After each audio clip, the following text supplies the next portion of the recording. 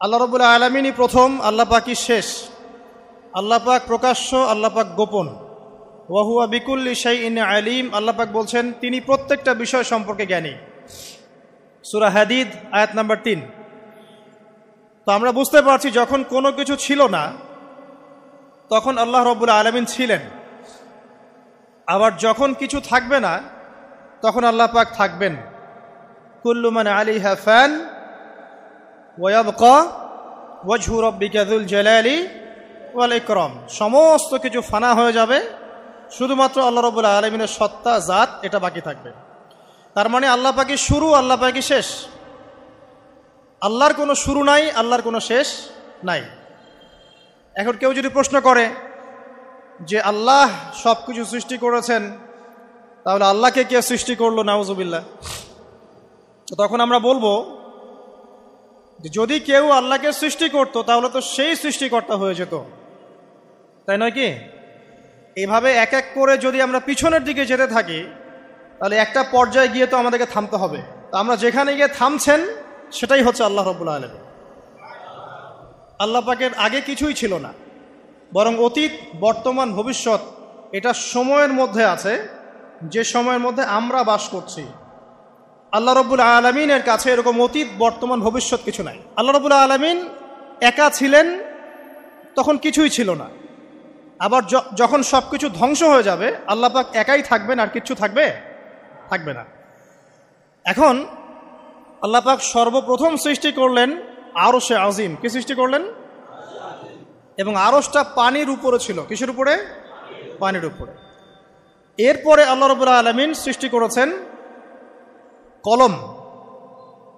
আল্লাহ পাকের কাছে লাউহে মাহফুজ আছে। লাউহে মাহফুজ মানে সুরক্ষিত একটা ফলক। এখানে আল্লাহ পাক কলমকে বললেন লিখো। কলম বলল যে মাযা আকতুব, আমি কি লিখবো হে আল্লাহ?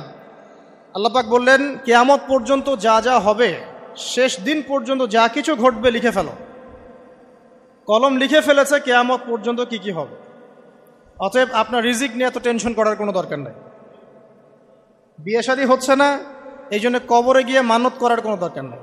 সময় মতো হবে ইনশাআল্লাহ। যখন রিজিক তাকদিরে লেখা আছে সময় মতো ইনশাআল্লাহ হবেই। তাকদিরের বাইরে কিচ্ছু হবে না। তো আল্লাহ পাক তাকদির লিখে ফেললেন। এমনকি লাউহে মাহফুজে কোরআনও লিপিবদ্ধ আছে। সূরা বুরুজ পড়েন নাই? বাল হুয়া কুরআনুম মাজিদ ফি লাউহিম মাহফুজ। লাউহে মাহফুজ থেকে কোরআন মাজিদ নাজিল করা হয়েছে প্রথম আসমানে। এরপর প্রথম আসমান থেকে আস্তে আস্তে ধাপে ধাপে বিভিন্ন ঘটনার পালাক্রমে রাসূলুল্লাহ সাল্লাল্লাহু আলাইহি ওয়াসাল্লামের কলবের মধ্যে জিবরাইল আলাইহিস সালামের মারফতে ওহী করা হয়েছে। এই হলো কোরআন, যেটা নাজিল হতে সময় লেগেছে 23 বছর। তো লাউহে মাহফুজ আল্লাহ রাব্বুল আলামিন সব লিখে ফেললেন। এভাবে 6 দিন, আল্লাহ পাকের হিসেবে 6 দিন কত লম্বা আল্লাহ ভালো জানেন। 6 দিনে আল্লাহ রাব্বুল আলামিন এরপর সৃষ্টি করলেন পুরো মহাবিশ্ব। পুরো মহাবিশ্ব বলতে আমি শুধু পৃথিবীর সৌরজগৎ বোঝাচ্ছি না। এই মঙ্গল, বুধ, শনি, বৃহস্পতি এইটুক না, এরকম হাজার হাজার সৌরজগৎ মিলে একটা গ্যালাক্সি হয়, আর হাজারটা গ্যালাক্সি মিলে গিয়ে একটা আসমান হচ্ছে, মহাকাশের একটা ছায়াপথ আসমান হচ্ছে।